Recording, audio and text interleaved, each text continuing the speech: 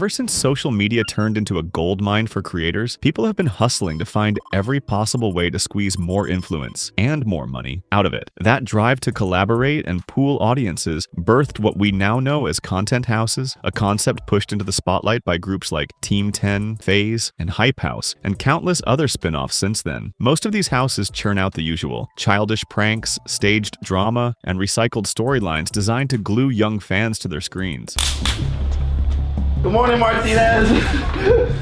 Nothing revolutionary and generally harmless for the teens who binge it. But there's one mansion in Miami that pushes the limits in a way that's way more sinister. Not only are they out here milking impressionable fans for party money, they're willing to drain every last penny from anyone in whatever shady way it takes, just to slap another zero onto their bank accounts. This is the story of the Bop House, the most brazenly degenerate influencer collective on the internet right now. But before we break down how their hunger for fame and fast money might end up being the trapdoor beneath their feet, we need to unpack what the Bop House even is. Now, if you're not permanently plugged into the depths of the internet, names like Sophie Rain, Julia Filippo, Camila Araujo, Alina Rose, Summer Iris, Joy May, and Ava Reyes might mean absolutely nothing to you. So here's the lowdown. Every single one of them is an OF content creator, making adult content of all kinds, while living together under one absurdly expensive roof. Think of it as part TikTok mansion, part knockoff Playboy mansion, minus the Hugh Hefner ringmaster. The house itself, a 6-bedroom fortress, racks up $75,000 a month in rent. And while that sounds mind-boggling, it's practically pocket change compared to what they're pocketing each month. By January this year, their combined reach across socials had hit 33 million followers. That's a bigger megaphone than a lot of rappers, sports teams, and entire government departments. And instead of the hype burning out as they flood feeds with borderline NSFW shots, the money just keeps pouring in. One of them even bragged to the Daily Mail that they rake in enough to lease a fresh mega mansion every month, all thanks to the Bop House's never-ending revenue fire hose. The group first popped up last year with heavy promotion, led by big OF names Sophie Rain and Aisha Sophie. Their splashy debut sparked instant outrage, with some folks going as far as calling it a sign that society's circling the drain. But that backlash didn't stop anything. Instead, more creators jumped on board Sophie's money train, lining their pockets in record time. And nowadays, a huge chunk of their content is just them flexing their cash like it's a sport. Aisha, how much did you make last month?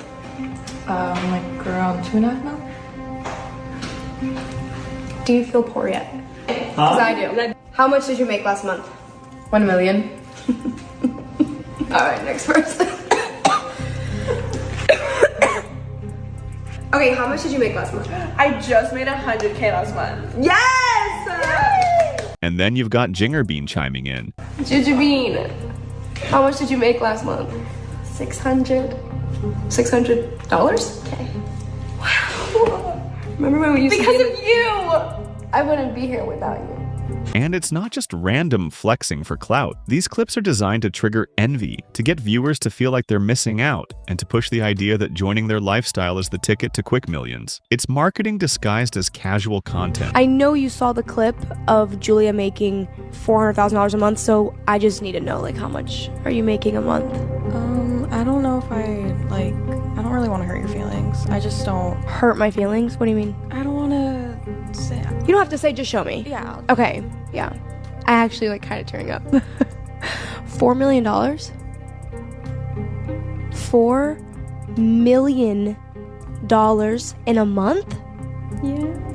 But for every flashy income reveal, the world is there to roast them at every opportunity. The internet sees them celebrating their hustle, and half the audience sees it as girl boss energy, while the other half thinks it's the saddest flex ever. While there are always around 7 or 8 girls repping the Bop House at any time, a few of them have way more recognition than the rest, becoming the unofficial faces of the house. And with that fame comes a wave of criticism, people seeing them not as icons of female empowerment or financial independence, but as young women, all under 25, tapping into men's worst impulses for profit, while also throwing an entire generation of kids into the mess by normalizing this as a life goal. For a whole slice of the internet, Sophie Rain has become an obsession, almost like a movie star for a new era. People can clown the way she makes her money all day, but the numbers she's pulling in prove that there's a massive audience paying for it. Sophie, who's famous for wearing a promise ring and claiming she's waiting until marriage, has always said her morals are non-negotiable. Yet that hasn't stopped her from making eye-watering amounts of cash from fans who idolize her. I'm a Christian. Like, I know it's like, it seems odd. I don't do any like anything else with anyone on my OnlyFans. Like, it's just me. I was just trying to do social media. I've always wanted to be like an influencer. You know, I look up to all these different influencers, and I was like, I want to do that just for, you know, shits and giggles. I'm a virgin to this day. Like, so people were going around saying that I was doing, and I got to my manager. So my manager had a meeting with me, and because he's very Christian, and he knows my family. He knows I'm very Christian. So he like sat me down and like questioned me and like made me like a 2-hour conversation. I was sobbing my eyes out, like, and he put me in a corner and like basically fired me, saying that he doesn't want that like around his coworkers, but that was never even the case. So I got fired from my job.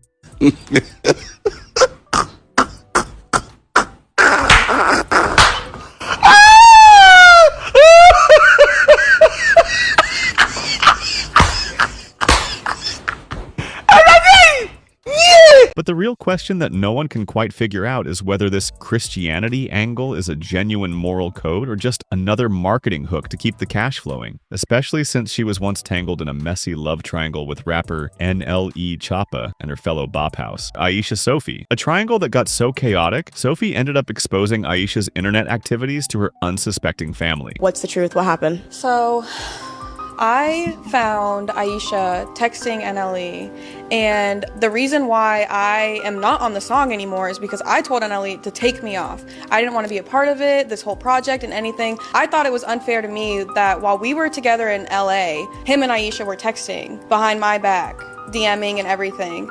And like, it's honestly like, it's really heartbreaking because I love Aisha, and like, I just don't even know why I should do that. And it doesn't stop there. When Aiden Ross was asked if he'd hooked up with Sophie while strapped to a lie detector, it seemed like the truth accidentally slipped out. The way you answered that, it just felt like you're lying. Can I ask that one more time? Did you hit... Oh, wait, it's not Sophia. Sophie, right? It's Sophie, right? Is it Sophie or Sophia Rain? It's Sophie, right? Did you have sexual intercourse with Sophie Rain? No.